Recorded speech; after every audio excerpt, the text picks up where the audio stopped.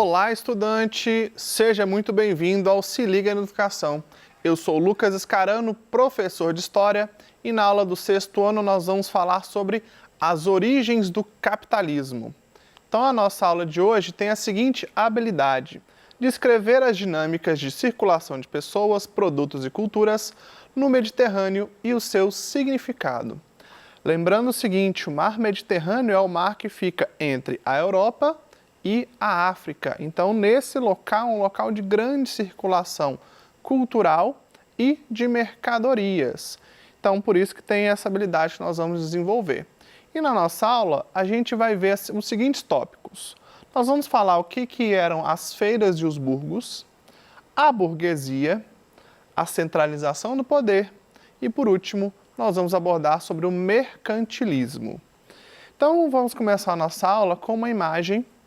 É um quadro feito em 1590, chamada Village Fair, ou a feira, né? A feira da vila.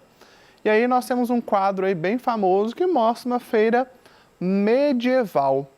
Então a gente tem aqui algumas pessoas circulando, né? Algumas mesas, algumas carroças, né? Ali nós temos um momento ali de confraternização, de feira, né? Até de aglomeração hoje, que é uma coisa que a gente não está podendo, né? Mas naquele momento ali era algo que se podia fazer. Bom, e aí eu gostaria de perguntar uma coisa a você, estudante. Você já foi a alguma feira na sua cidade? Seja com os seus pais, seja sozinho, seja com a escola, você já visitou alguma feira? O que tem nessa feira? Você já parou para pensar? Que tipo de produtos vendem nela? Geralmente, numa feira, se vende alimento e artesanato. Então, do artesanato vai desde roupas, acessórios, quadros, coisas para casa, né? Panelas, dentre outros objetos. E além de alimentos, né? Para serem consumidos ali na hora, ou então alimentos que você leva para casa para consumir depois, como um doce, por exemplo. Geralmente, as feiras, elas se utilizam desses instrumentos ali para funcionar. Então, existe uma grande circulação, não só de mercadorias, mas também de culturas. Então, a origem do capitalismo, ela vem nesse contexto. Vamos lembrar o que é o capitalismo, afinal de contas? É um sistema em que existe a acumulação de capital. E o que é o capital? É dinheiro que, quando eu invisto, gera mais dinheiro. Então, esses feirantes, eles viviam exatamente desse comércio. Então, eles produziam, vendiam a um valor para obter o lucro, que esse lucro se transformava em capital, podendo fazer, assim, com que o dinheiro rendesse, gerasse mais dinheiro. É isso que é capital, e o capitalismo é o sistema que utiliza-se desse momento, desse sistema, dessa forma de lidar com o dinheiro. Então, as feiras, né, elas são ali a base do capitalismo. E a última pergunta que eu acabei esquecendo de fazer, essas feiras que você frequenta, aonde que ela fica? Geralmente, as feiras elas ficam nas ruas, né, e às vezes elas são semanais, né, geralmente são semanais, mas ocorrem também feiras quinzenais. Então, às vezes numa rua, toda quinta-feira, por exemplo, existe uma feira. Na outra rua tem uma outra feira no sábado, na outra no domingo. E aí, cada dia da semana, essa feira ela é organizada. No caso de Belo Horizonte, nós temos uma feira muito famosa, que é a Feira Hippie, que acontece todo domingo, em que reúnem dezenas de barracas, centenas de barracas, né, vendendo vários produtos diferentes, ok? Então, vamos entender como é que foi a origem dessas feiras, como é que elas surgiram? Bom, primeiro a gente precisa entender o que foram os burgos. Os burgos nada mais eram do que cidades muradas. Existia o burgo velho, que era o reino, que era murado ali, né, para proteção, e haviam também os burgos novos, que eram vilas também muradas para ajudar a proteger a cidade de determinadas invasões. Essas regiões eram chamadas de burgos. E quem vivia nessas regiões e trabalhava ali era chamado de burguês. Bom, então essas cidades eram centros comerciais importantes pela Europa afora, né? E aí você tinha mercadores que saíam de um local e ia para o outro em busca, né, de vender os seus produtos. Então havia uma circulação muito grande, não só dentro da Europa, mas também com o norte da África e também com a Ásia, que era chamada naquele período de Índias. Então as especiarias indianas iam para a Europa e faziam bastante sucesso, já que eram temperos que não havia na Europa. Eram vendidos também nesses burgos os artesanatos e também os produtos alimentares. Então, basicamente, o que sobrava de comida, né? Por exemplo, havia uma plantação, o que sobrava, o excedente, era vendido nesses burgos. Ou então o artesão, ele fabricava, por exemplo, calçados e ali ele vendia os seus calçados, ganhava o dinheiro ali.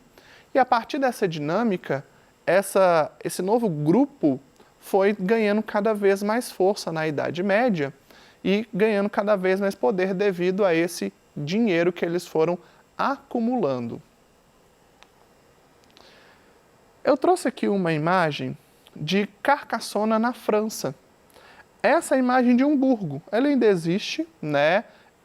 Existe ali uma circulação de pessoas, né? Virou um centro turístico, né? Mas o burgo ele tem essa característica. Então ela é toda amontoada, as casinhas dentro, e ela tem um muro em volta que ajuda a proteger. As feiras, elas ocorrem em volta dessas cidades ou até mesmo dentro delas. Então isso é um burgo. É daqui que vem a origem da burguesia. E nessas feiras, então, ocorre o que a gente chama de renascimento comercial. Lembrando que, na Idade Média, era uma sociedade muito ruralizada, ou seja, as pessoas viviam praticamente só nos campos. Com o surgimento dos burgos, as pessoas começam a migrar para essas cidades. Eram cidades pequenas ainda, mas já começa a ter essa migração para esses centros urbanos. Ocorre também as trocas culturais, né, devido à grande quantidade de pessoas de locais diferentes. Então você tinha os reinos e você tinha também povos de outros continentes que levavam a cultura e levavam as suas mercadorias. Essa troca cultural é super importante para que o conhecimento, por exemplo, seja também difundido, seja levado de um lugar para outro. É nessa ideia, por exemplo, que a medicina ela chega na Europa. A medicina é uma contribuição dos árabes, né, que tinham grandes livros, né, e grandes médicos, e essa medicina é levada para a Europa por conta dessa troca comercial que acontecia nos burgos. Eu trouxe uma outra imagem aqui, já que a gente falou de burgos, vamos falar agora dos burgueses. Essa imagem é uma imagem do século XVI, de 1514, chama-se O Cambista e Sua Mulher. Para quem não sabe, apesar do nome hoje ser um nome pejorativo, né, cambista é aquele que vende, sei lá, um ingresso falso, por exemplo, a gente vê muito no jornal, mas o cambista, a origem da palavra, é aquele que faz o câmbio. E o que é o câmbio? É a troca de dinheiro, né? De um dinheiro pelo outro, né? De uma moeda de um país pelo outro, moeda de outro país, ou de uma moeda por uma mercadoria. É nada mais, nada menos do que um comerciante. Então a gente pode traduzir como o comerciante sua mulher. Esse quadro mostra aqui alguns elementos importantes dos burgueses. As moedas, né? Que é o que eles usavam para a troca de mercadoria. Nós temos também um espelho que era bastante usado, né, para representar ali uma visão que eles tinham de si mesmo. Né? Fora que a gente tem alguns livros ali no fundo, não dá para ver muito bem, mas tem uma espécie de balança. Tem um livro também contendo algumas informações importantes para esses burgueses. Então, basicamente, esse quadro aqui mostra um pouco como era esse burguês da época, né, e como era a sua esposa. Essa burguesia, então, era formada pelos aqueles grupos de artesãos e comerciantes que se enriqueceram e formaram esse novo grupo, que mais tarde seria uma nova classe. Lembrando, a sociedade medieval ela era formada, né, por por nobreza, clero e servos. Então surge aí dos servos, que eram aqueles que trabalhavam, eles vão ganhando dinheiro e vão criando uma nova classe. Essa classe burguesa sai ali de baixo, né, do grupo dos servos e ascende socialmente. Bom, essa classe ascendente, ela começa a se dividir. Então, existe uma grande divisão agora entre a alta burguesia e a baixa burguesia. O que é a alta burguesia? É aquele burguês que se enriqueceu tanto, mas se enriqueceu tanto que ele pôde ter muito poder e muita influência devido à sua força econômica. E quem fazia parte da baixa burguesia é aquele comerciante comum, né? O dono ali de uma barraquinha, ou se a gente for pensar nos dias de hoje, o dono de uma carrocinha de cachorro-quente, o dono de uma lojinha, de uma padaria, aquele ali faz parte da baixa burguesia. E se a gente for comparar também hoje em dia, a alta burguesia seria o grande empresário, o dono dessas empresas enormes que a gente vê aí mundialmente conhecidas, ok? Essa burguesia, ela defendia uma coisa que hoje é uma coisa muito comum, que é o que a gente está fazendo exatamente nesse momento, a educação. A educação para todos é uma influência burguesa. Até então, a educação era restrita somente aos membros do clero e aí também a alguns membros da nobreza. Então, o conhecimento era muito restrito. Como os burgueses precisavam saber matemática para poder calcular os seus lucros, né, e os seus prejuízos. Precisavam saber as línguas para poder se comunicar com outras pessoas. O direito para saber o que pode ou não fazer. Para saber tudo isso, era preciso criar escolas. E aí surgem as escolas de um caráter mais popular entre aspas, né, voltada para a classe burguesa, a educação burguesa. Até hoje, essa educação burguesa, ela existe e a gente pratica ela nos dias de hoje, que é a educação voltada para o mundo do trabalho. É muito comum que hoje, né, um parente chegue para você, o que você quer ser quando você crescer? Aí geralmente a gente fala assim, eu quero ser médico, quero ser advogado, quero ser professor, né? Então você estuda para ser algo, né? Então essa lógica é uma lógica burguesa. A diferença é que aqui você estudava para trabalhar com o comércio, ok? Esses burgueses passaram a ter também grande influência na política. Como eles tinham poder econômico, eles passaram a ter muito acesso ao rei.